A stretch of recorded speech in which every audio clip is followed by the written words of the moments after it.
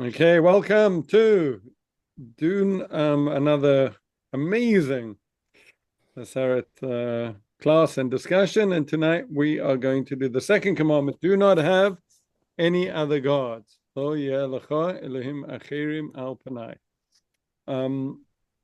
Let's share the screen.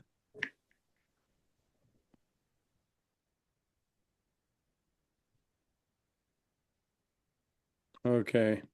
And the challenge with this commandment is actually seeing it as relevant. We live in a world with seemingly without idolatry. Right? You got to be kidding. We have so much idolatry, it's ridiculous. Okay, good.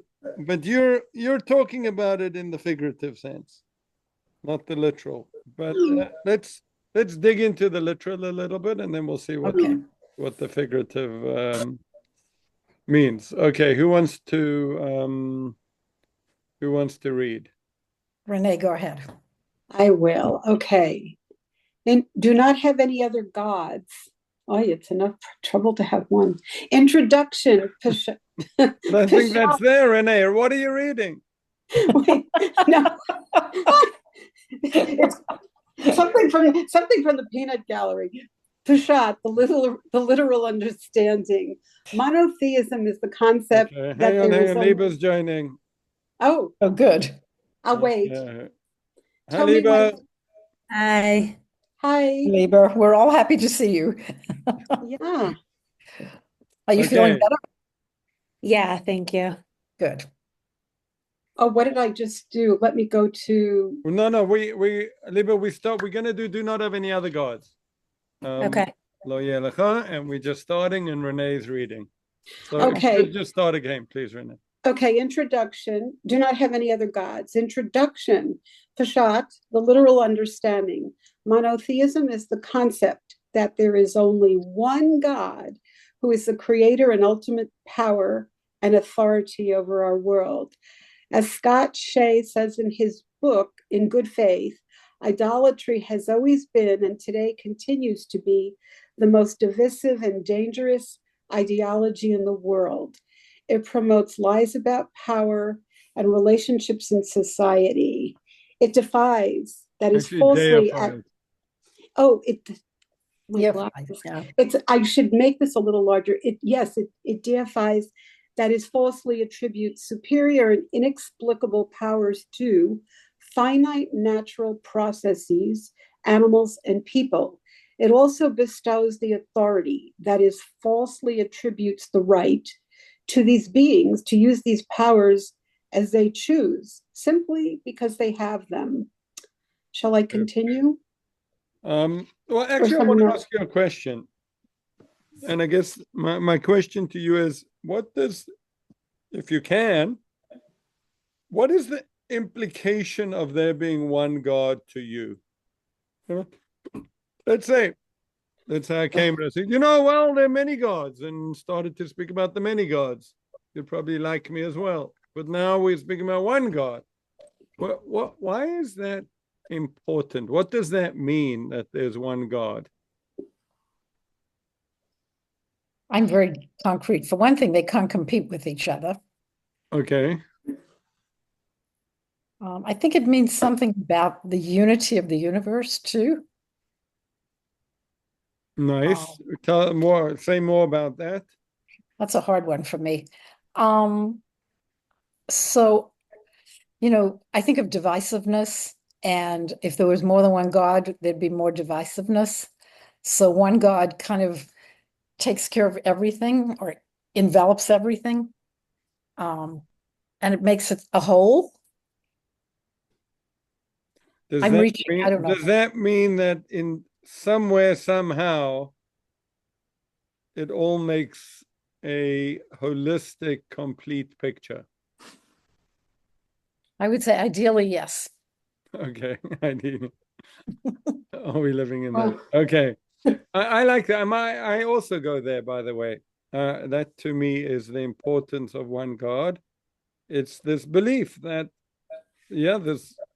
ultimately there's one being behind it all. And We say one force rather than one being. interesting. Okay. I mean, we tend to think of being as kind of human, which we know God is not. I think of being as conscious. Okay. Yeah. So, but that does mean that if there's one God, I guess we need to add that he's perfect, and good. So then ultimately it has a lot of hope, that idea that ultimately we're moving towards something very good and it all kind of fits in. Anyway, okay. Renee, Lieber, what does one God mean to you? Liba, do you want to go first and then I'll follow, or shall I? You can go first. Okay, I'm thinking. I'll think on my feet. So for me, I was raised that way and taught that way. So there's that part. Um, I don't. I also. I think of it as.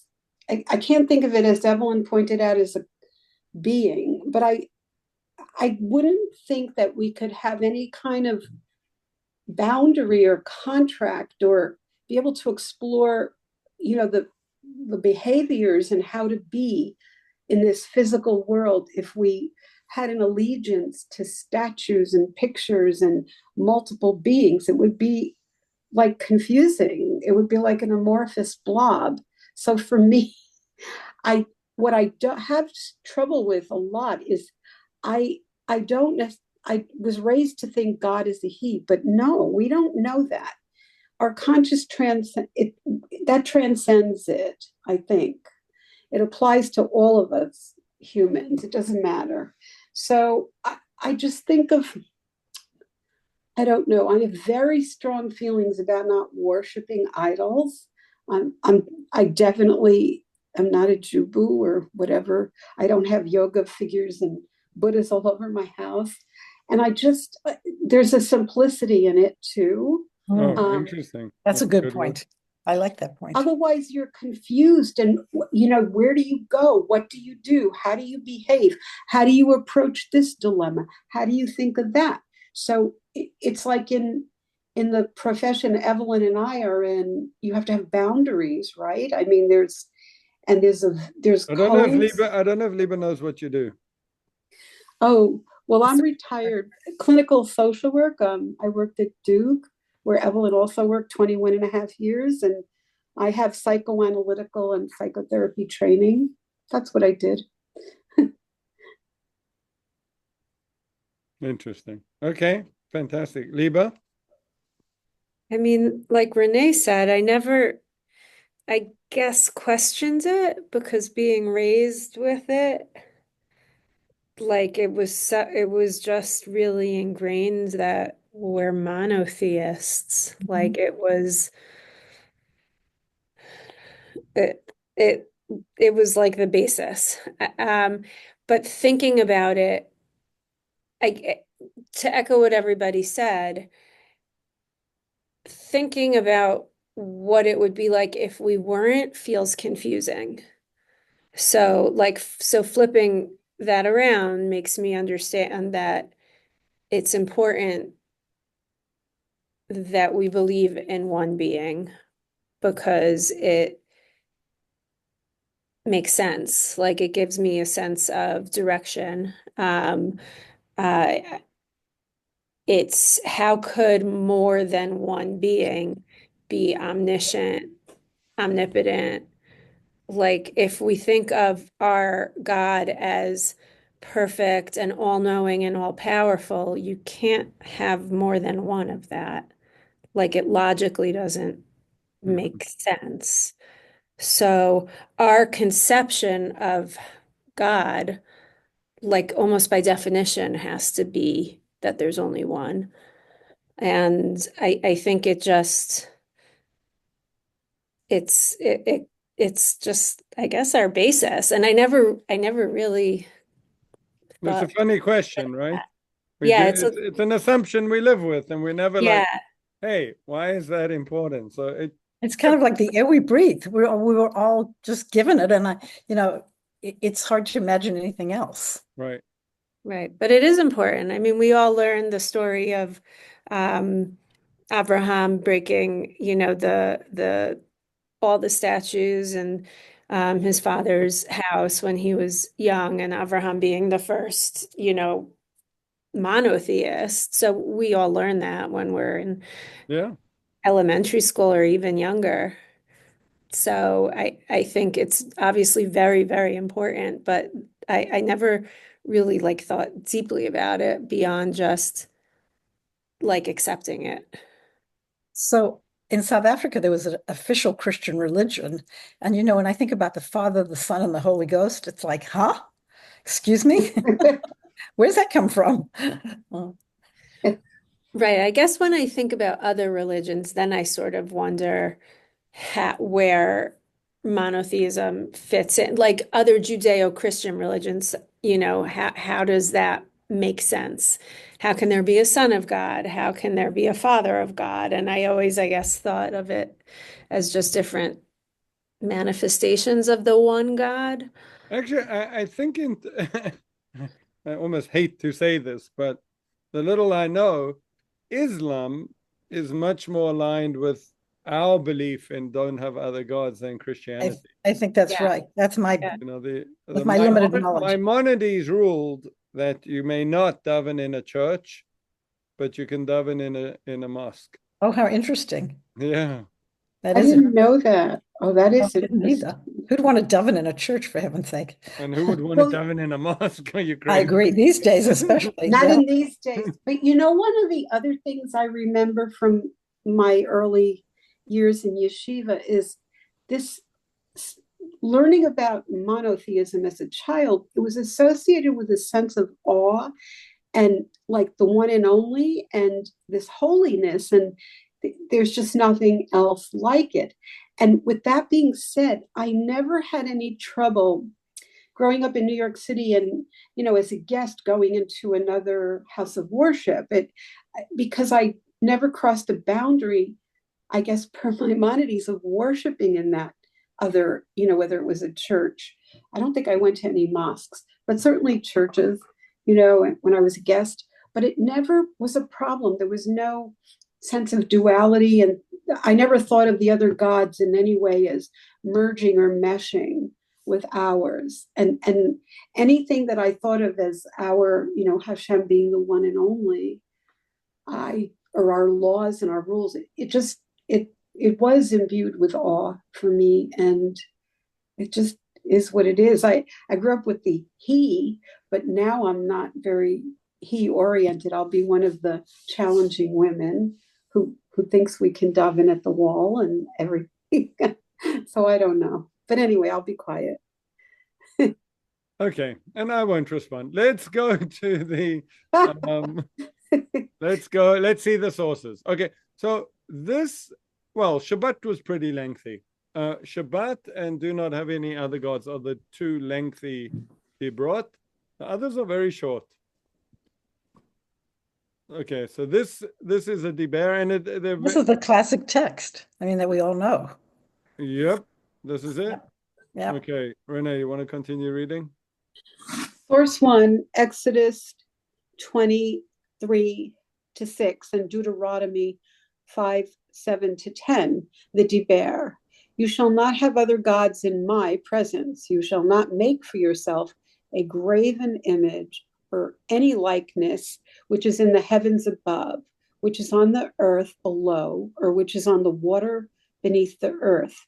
You shall neither prostrate yourself before them nor worship them. For I, the Lord your God, am a jealous God who visits the iniquity of the fathers upon the sons, upon the third and the fourth generation of those who hate me, and perform loving kindness to thousands of generations, to those who love me, and to those who keep my commandments.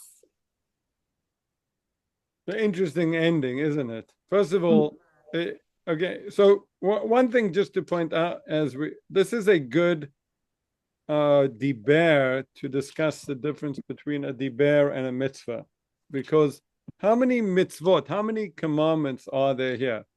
So Maimonides counts 4. You shall not have any other gods.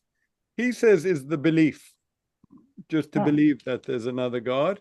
You shall not make for yourself any image or likeness. That's number 2. You shall not prostrate yourself to them is 3, and nor should you worship them in any way is 4. So they actually are, out of the 613 mitzvot, there are 4 mitzvot right here in this diber. Okay. But as a diber, it's only 1. And that is all these ideas together. Okay, I guess what's interesting is the post log, if that's a word. Don't have any other gods, don't bow down to them, all those 4 mitzvot. And then I'm a jealous God. What does that mean? And then the children over here, 3rd and 4th, this generation. Revengeful. Right? And yeah, it's connected to, those who hate me, those who love me, and those who keep my commandments. We'd think that this was about, no, just an acknowledgement, those that believe in me or those that don't believe in me. Okay, so we'll see if we can throughout the class deal with those issues. Let's talk about the fundamental idea first. Okay, Renee, you want to read source 2, please? Source 2, Exodus 3-4. This text is a verse from the story of the golden calf. And he took them, the golden earrings, and cast them into a mold and made it into a molten calf. And they exclaimed, "This is your God, O Israel, who brought you out of the land of Egypt." Okay, which of course is the greatest sin of idolatry, I guess, we have in history.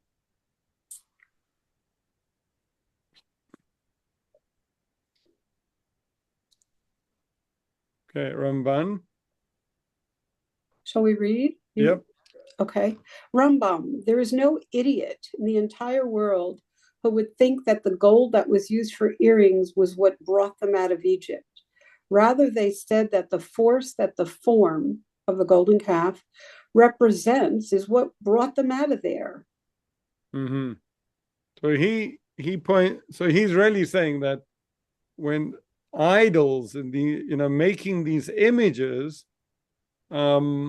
is, according to Ramban, it's not that in itself which has any power, but it's a representation of some sort of force which has a power. Okay, Talmud Bavli. Source 3. Should I read or someone else? Yeah, no, this is we generally go like all the sources in one section. Okay, unless you find it too much. This is a lot. No, I'm good. Source 3, Talmud Berachot 7a. It is written, he visits the iniquity of the fathers upon the children, and upon the children's children, unto the 3rd and 4th generations. Exodus 34:7. And it is written elsewhere, fathers shall not die for their children, and children shall not be put to death for the fathers. Every man shall die for his own transgression. Deuteronomy 24:16. The Gemara raises a contradiction between the 2 verses and resolves them. This, when the children are punished for the iniquity of the parents, refers to when the children adopt the actions of their ancestors as their own. While this, when children are not punished for their parents' sins, refers to when they do not adopt the actions of their ancestors as their own. Shall I commentary or proceed? Proceed. Yep. Source 4, Sfarmo.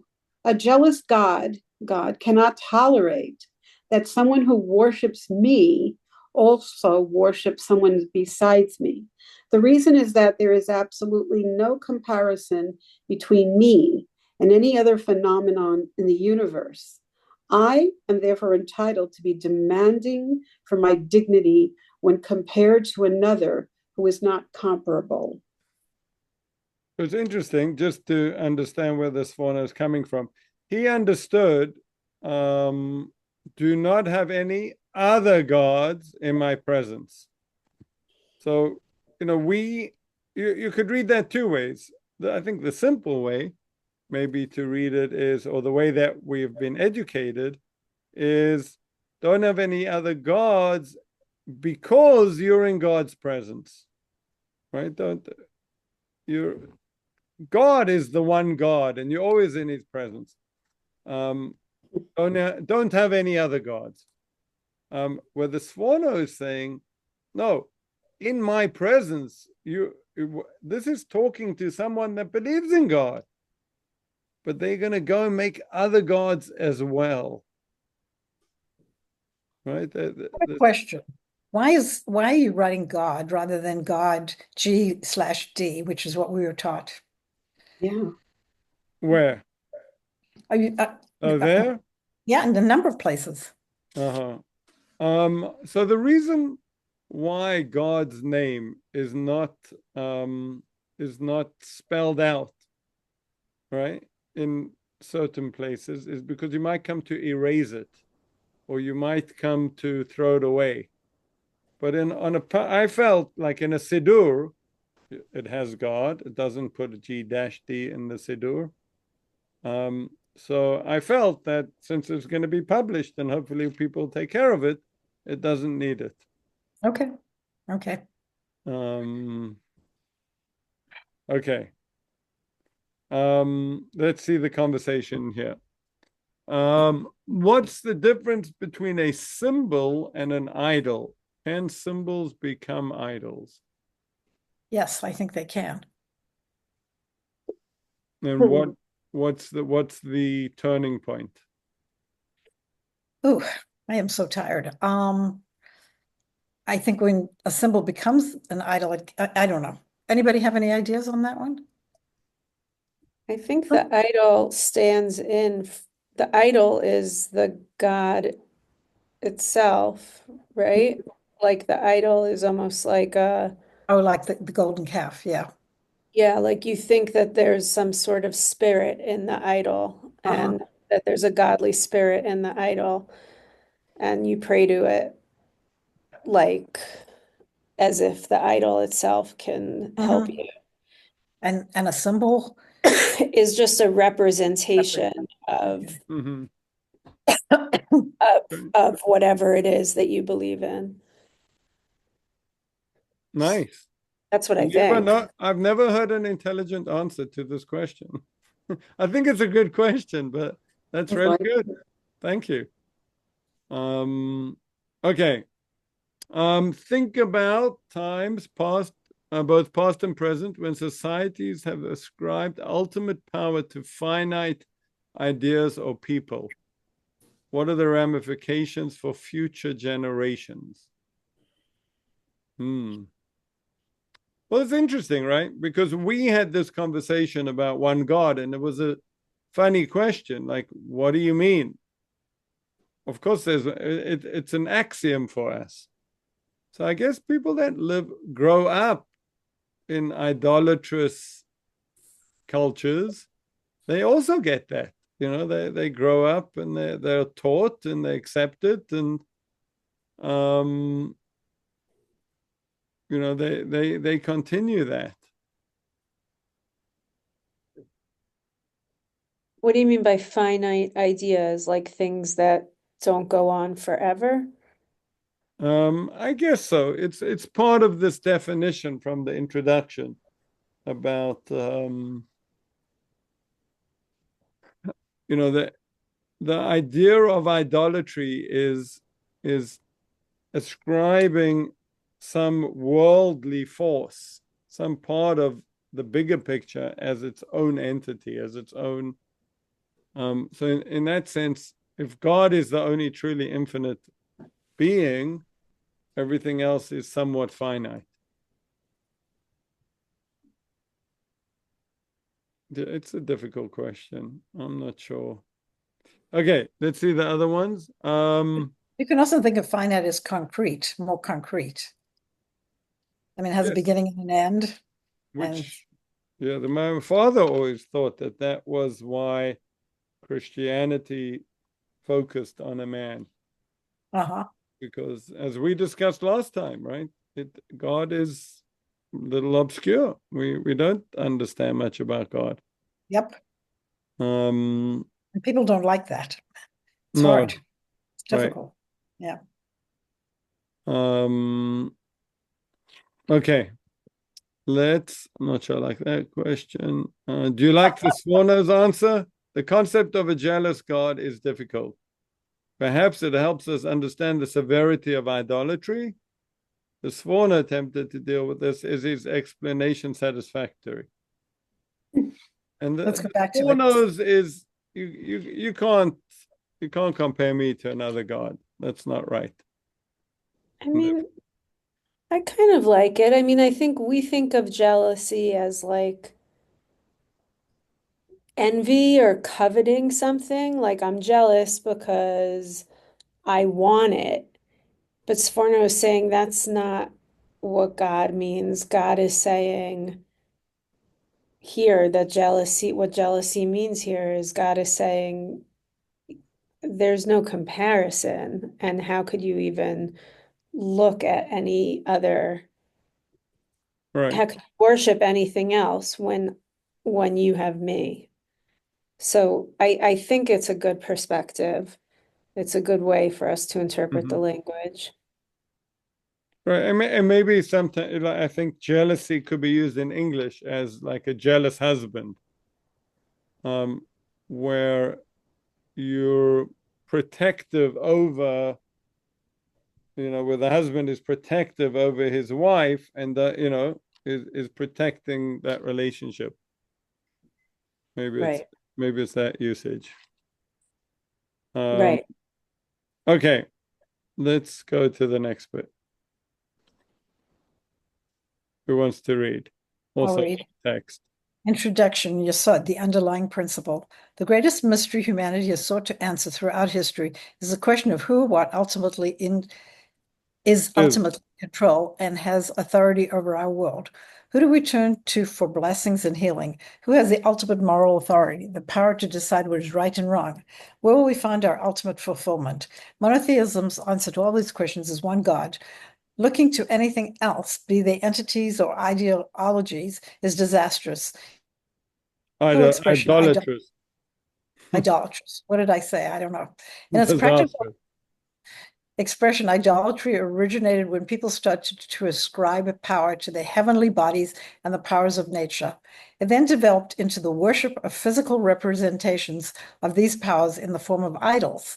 Let's examine the following text through the prism of idolatry. Text source, Ramban, Mishnah, Torah, idolatry from honoring God's creation to idealizing God's creation. Chapter 1, paragraph 1-2.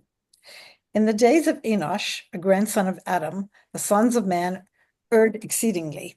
Their mistake was this: since God created the stars and planets for his service, it is proper that they be praised and honored, and this is the will of God. So they erected temples in honor of the stars to praise them and bow down to them. In the long process of time, there arose false prophets who asserted in the name of God to worship, pray directly to the stars, and offer sacrifices to it. By this worship, you will increase and succeed.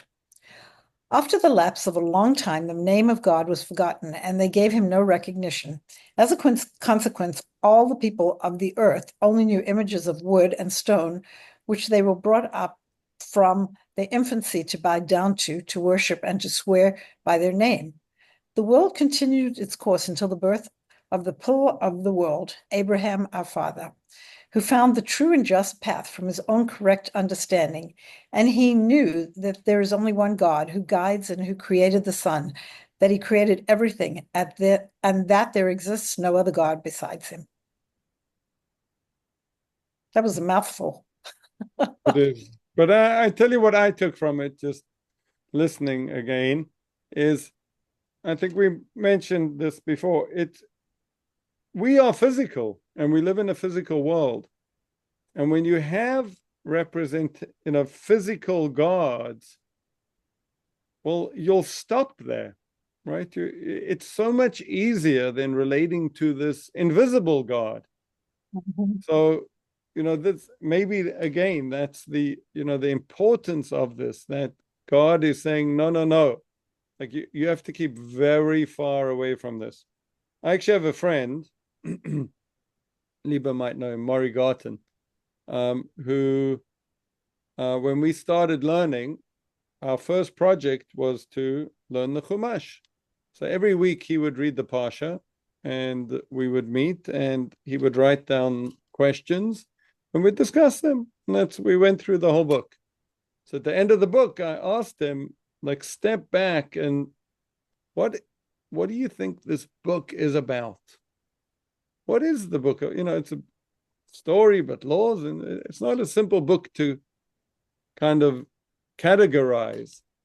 And he was like, oh, God really doesn't like idolatry. Right? I was like, the main point is the Torah came along as this guide of how to live with the invisible God. And for that, you have to be so careful not to get caught up in physicality.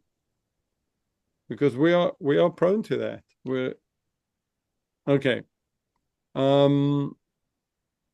Okay, in the Rambam text, we see the progression from honoring to idolizing. When does honoring turn into idolizing? Huh.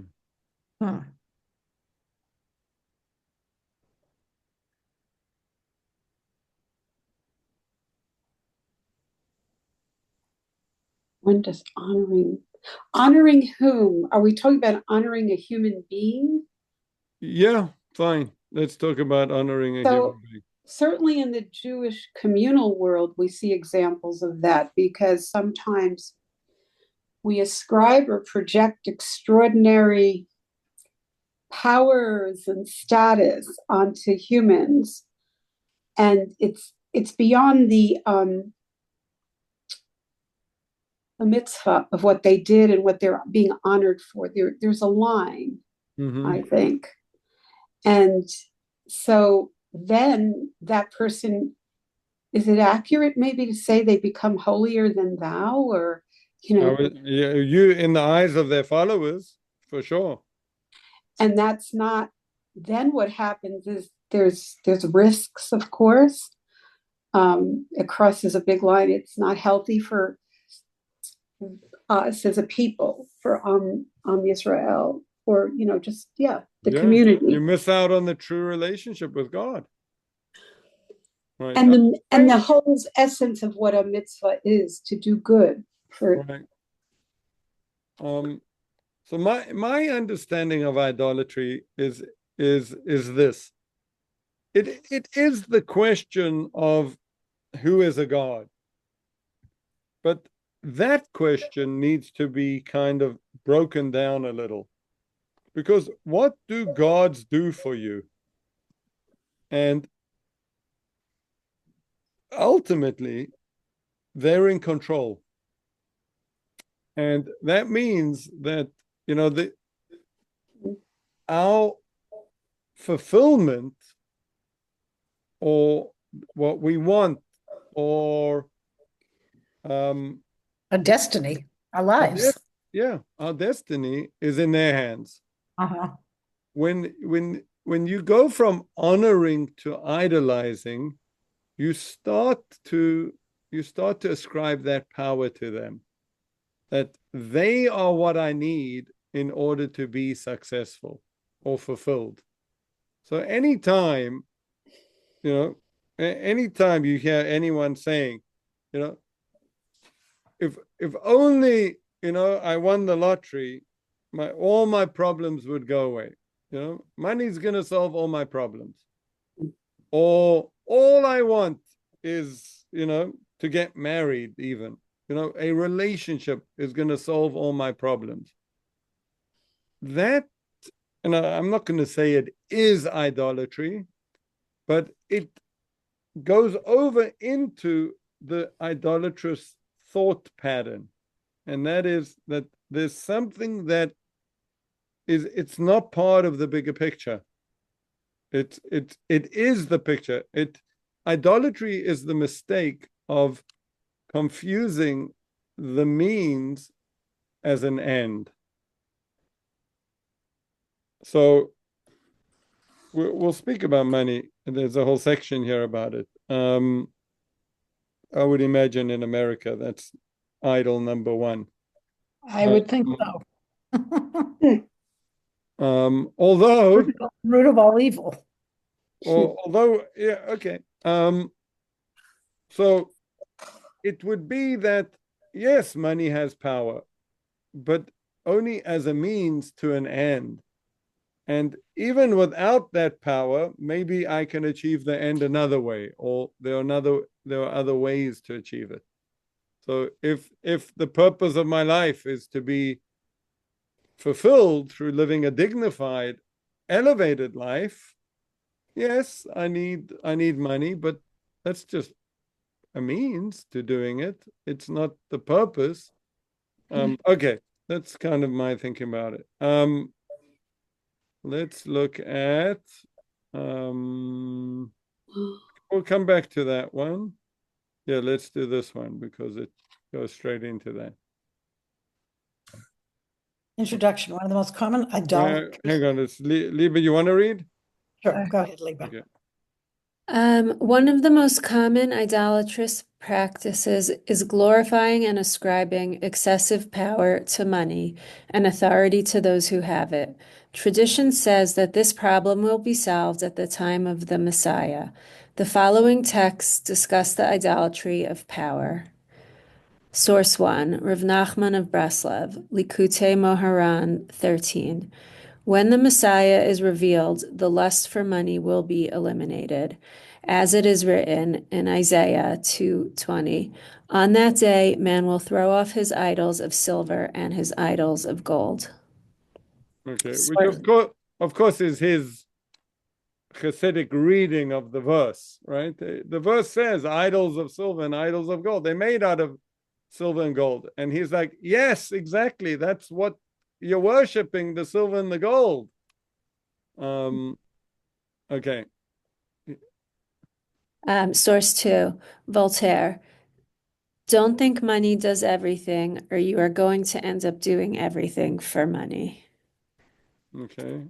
Very clever and very true, right? But that's what worship means, right? That's what you work. The reason why idolatry is included in idolatry is don't have any other gods, don't bow down to them, don't worship them, is because that's what you do. You worship that which you understand has ultimate power, can do everything. Okay. What advice does Voltaire give us? What priority should money play in our lives? How does this discussion relate to organizations that need to fundraise in order to fulfill their mission? How can a capitalistic society avoid falling into the trap of idolizing money? I'm actually most interested in the last one tonight. Given what we're living through, it's a very good question, and I think we failed. Is there an example of a capitalist society that does not fall into the trap of idolizing money? Well, I think we're in late stage capitalism, which is maybe different from other stages. So I think capitalism and money, yes, they do idolize money, but it's to a degree. Money is a necessary evil, and having enough is important.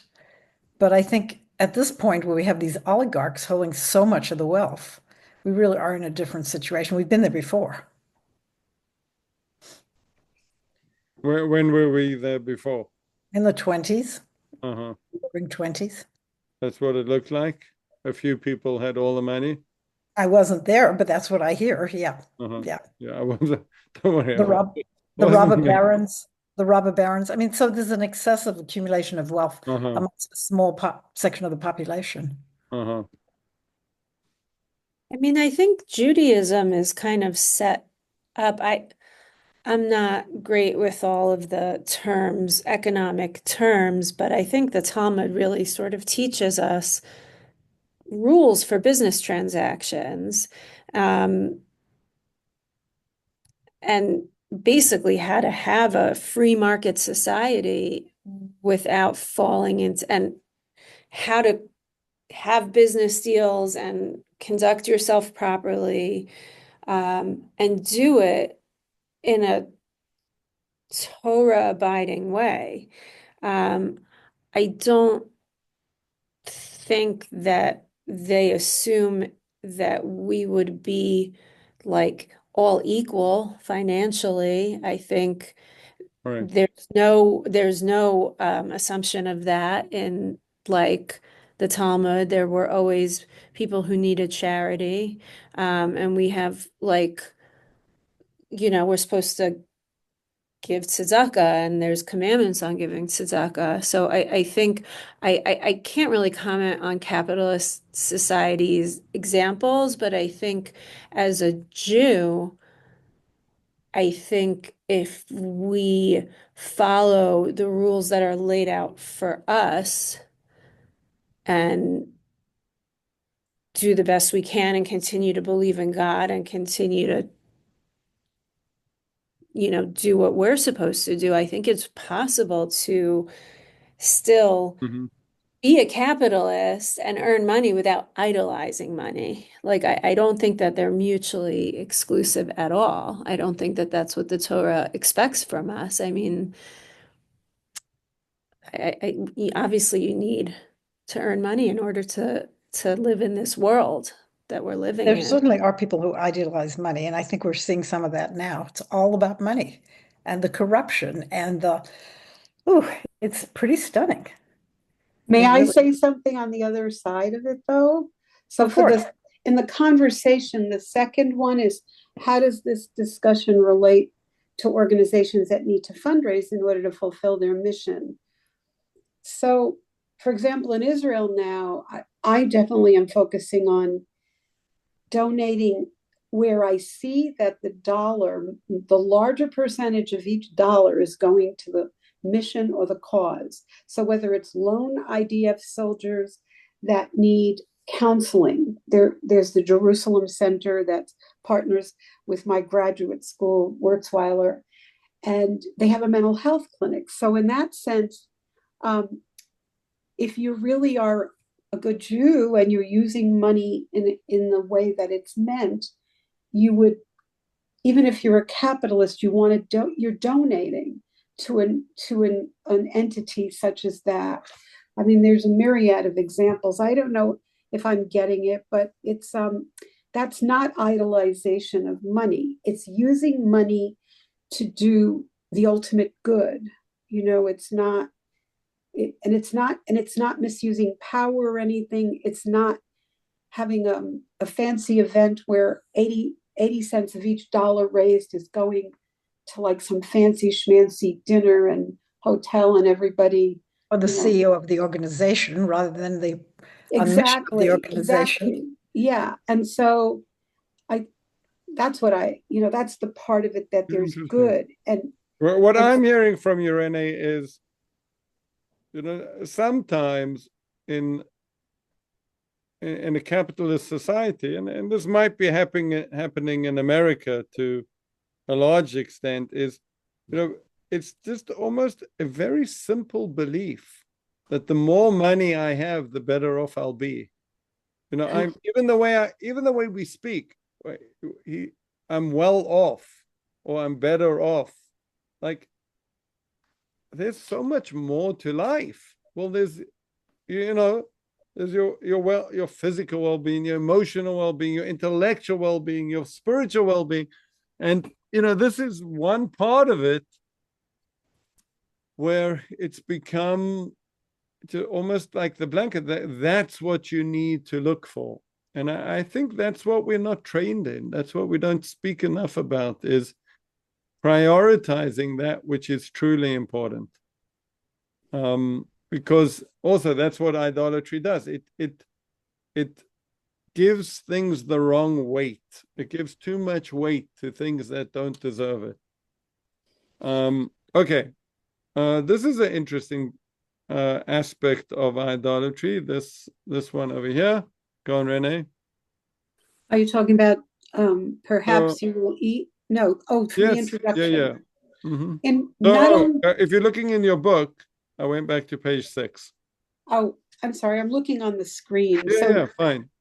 okay, not only do we run the risk of mistakenly idolizing powers and concepts we have no control over that are greater than ourselves, we're even prone to aggrandizing ourselves in ways that approach idolatry. Source 1, Deuteronomy 8:12, 17 to 19. Perhaps you will eat and be satisfied and build stately houses and dwell in them.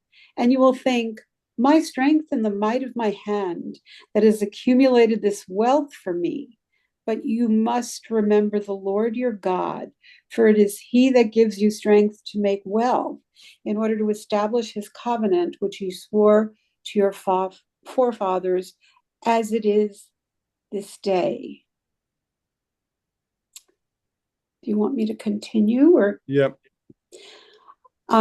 Source 2, Ecclesiastes 9:11. I have further observed under the sun that the race is not won by the swift, nor the battle by the valiant, nor is bread won by the wise, nor wealth by the intelligent, nor favor by the learned, for the time of mischance comes to all. Source 3, we'll go on. Rabbi Yisrael Salanter or Yisrael, section 30. And there are matters whose truth in the absence of proof is only found through dear judgment. And in these matters, everyone prides themselves by saying, I am the one who can see. To me has been revealed hidden insight. And that's Arrogant. That's pretty. there's a Yeah. epidemic of that when it comes to politics. No kidding. Right? Everyone is an absolute expert when it comes to politics. So let's see. Which type of self aggrandizement do we typically fall into?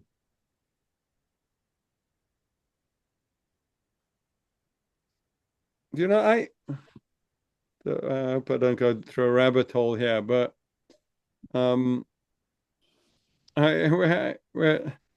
this last on Monday morning, actually, we woke up to some very sad news. Our neighbor, do you know the Gordons, Lieber? Do you know Beth Gordon? I don't know if you know them. They live across the road from us. Beautiful family. Actually a big family. They had 8 kids, and the 27-year-old daughter had an aneurysm and died. I'm so sorry. And she like you've never like it's funny. It's not funny at all. She was like unbelievable. She became a mechanical engineer, I think, at the age of 21. She taught herself calculus. She taught herself 4 instruments. She set up her, like, whatever she put her mind to. It was just brilliant. She was just this brilliant, really sweet, nice, put together person. And here's this family that are like, and she played a major role in her family. Like, she was a bit of a kingpin. And here this family is waking up to this reality, and it's like the saddest thing in the world. And we, we're very close to them, and it's been very hard for us too, but it's not about us. But in watching my thoughts, I kept on going back to this thought about why did this happen, and questioning, all sorts of questions about is this anything she used to do? Was it really an error? Like, all the thoughts in the world. And some stage I'm like, Nitzan, you don't need to understand one bit of it. All you need to know is that they had this beautiful daughter and now she's gone. And I think this quest to understand can be, we can definitely go over the line again, right? Give our own understanding too much credence. Yeah, except there's this real need for some meaning in life.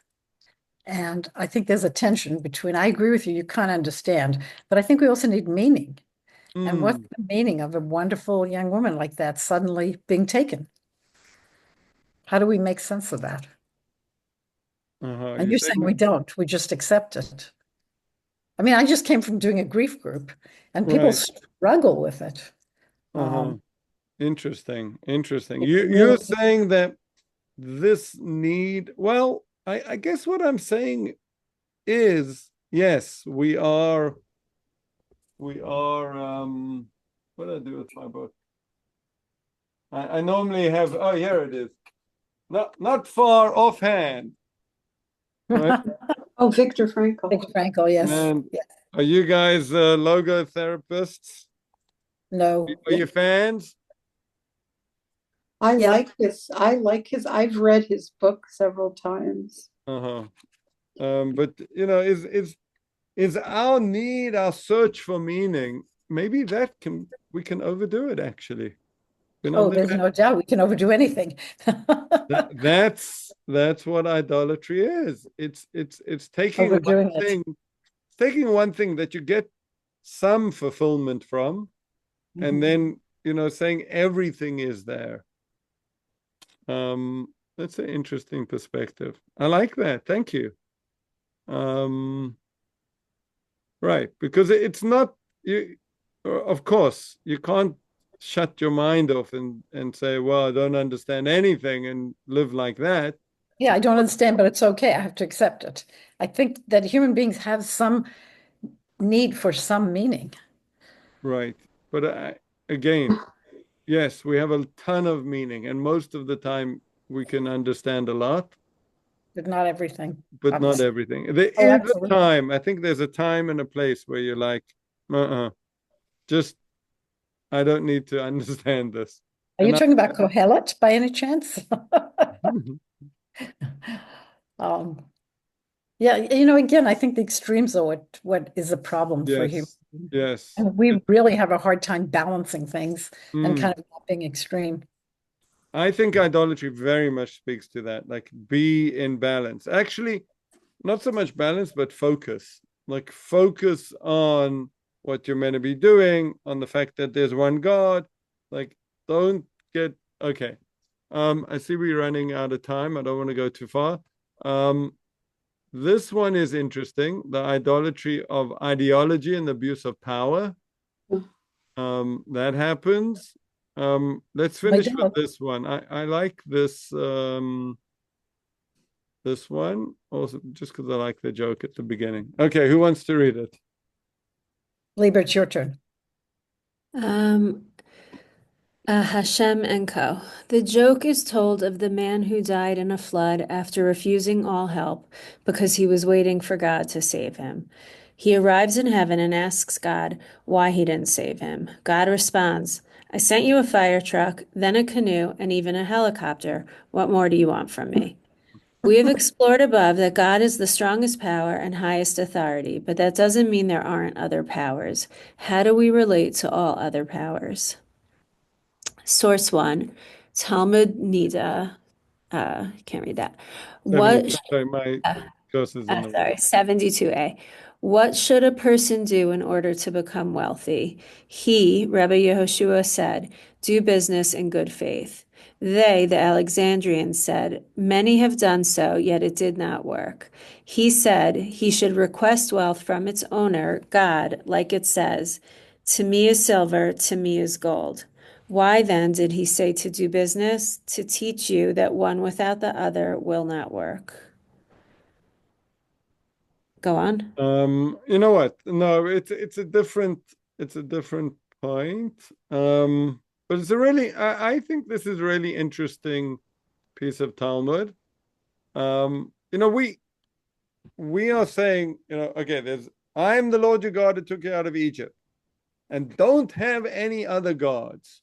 Just turn to me. Don't relate to anything else as a god. Just me. So what about our own endeavors?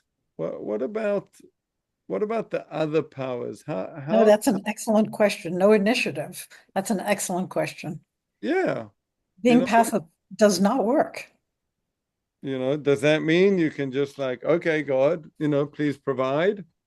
That does not seem to be does not seem to work.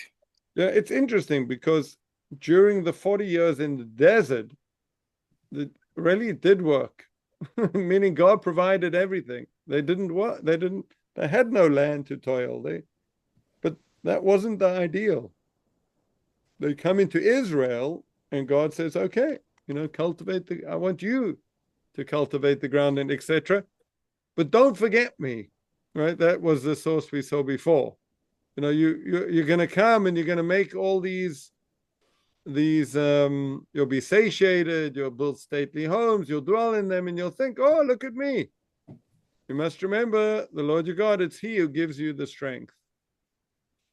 So I think maybe the answer is to see, I'm going to say the phrase, God working through you. To allow yourself to be a vessel that God should work through you. I think it's a completely different mindset. Isn't that the idea of mitzvot? Sorry? Isn't that the idea of mitzvot to some extent? Oh, that's so interesting that you say that, because there, look at source 2. Go on, Liba. That which is in his control, the choices that which is in his control, the choice to serve or to sin, and the resolve to carry out the choice, trusting in God would be a mistaken foolishness, because the Creator left free choice in our hands, whether to serve him or rebel against him, as it is written, life and death I have set before you, and you shall choose life. So this is a famous Musa book, Choivas Halavavis, the Duties of the Heart. And he says he's very big into trusting God. But he says, the idea of a mitzvah, you can't trust God with a mitzvah. You have to do the mitzvah. Right? Now, I know there's a bit of overlap of terms over here. So I think, maybe I would say a mitzvah is bringing into this world that bit of God that's already in you. You've got it inside of you. It's your neshama. It's the first source of doing business and prayer is more like we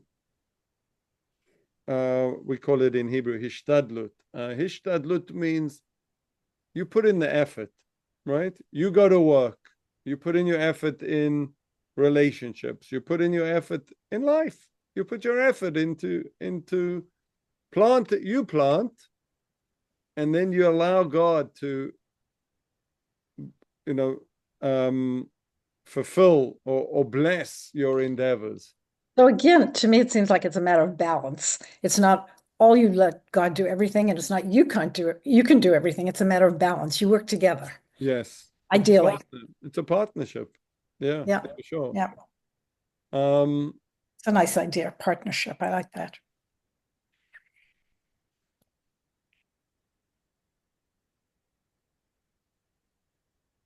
Right. And I guess God's what's it called? The greater partner. What's it called? What do you call it in business? Where one partner is the main one and one's the prime?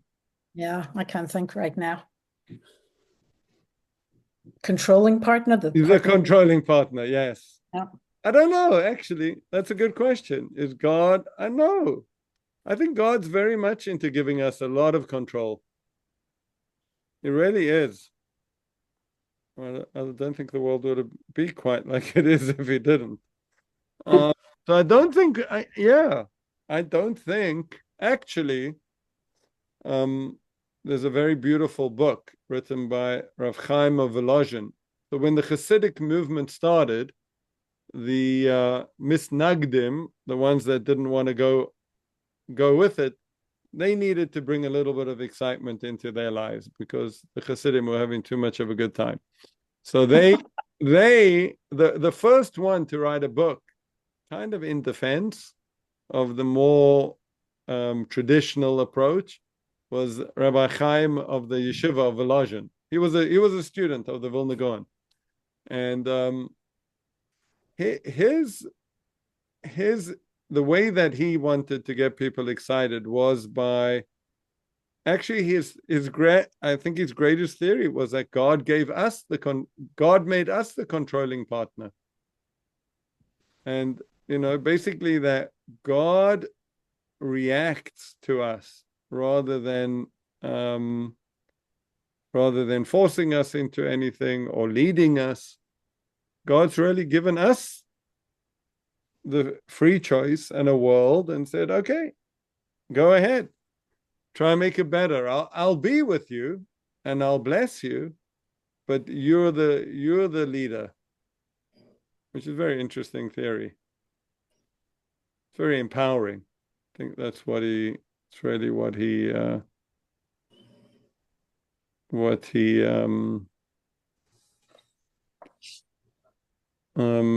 gave.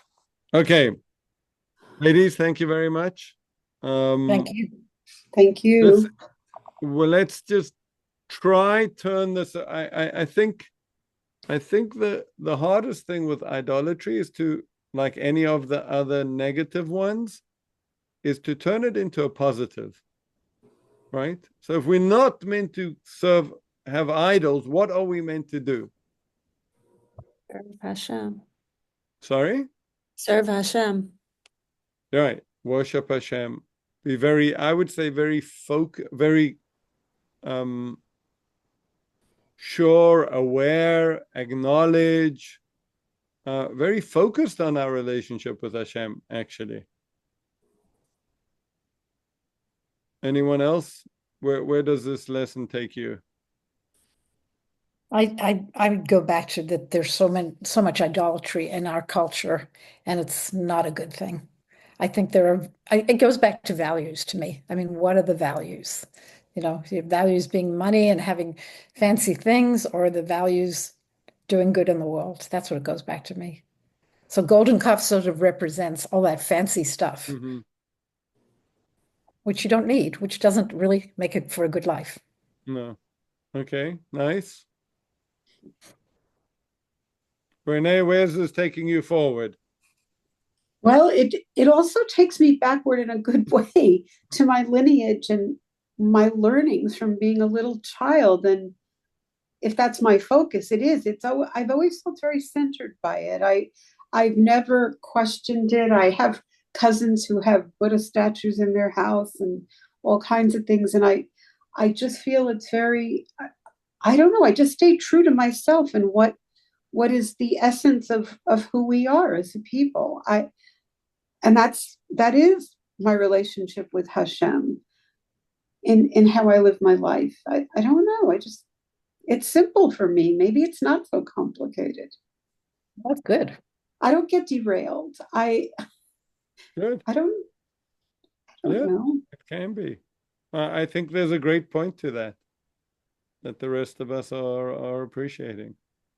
Just staying present because everything I learned from my whole Orthodox upbringing, it helped me stay present. So whether it's Shiva, learning, being a good kid or being a good person, or always trying to improve myself and be best at just being a good human being, I've never been so attracted to the aspects of the very accumulative, acquiring material world.